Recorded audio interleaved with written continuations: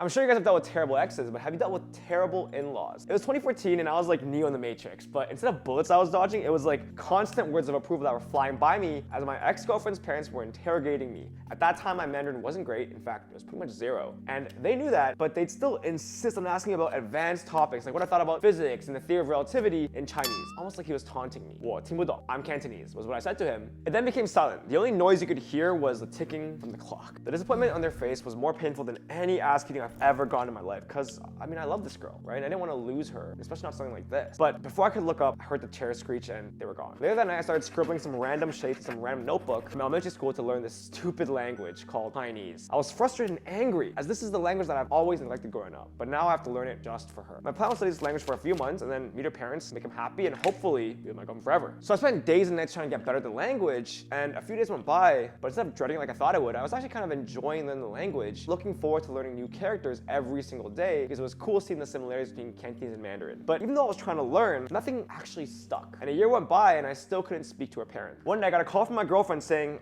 my parents don't think you're good enough and don't like how you can't speak Chinese, and they're putting a lot of pressure on us to not be together. And I remember I was so frustrated and angry, because what does us being together have to do with them? I remember scrambling through my phone trying to find her parents' number, and I gave them the call. I heard the phone ringing, and I've never had like a more nerve-wracking, like just like boom, boom, before they picked up. Wait, I remember my hearts were pounding, my hands were shaking, but I was focused on my plan, which was to explain to them how important their daughter was to me. Funny thing is, I've actually practiced this line so many times, so I knew exactly what to say.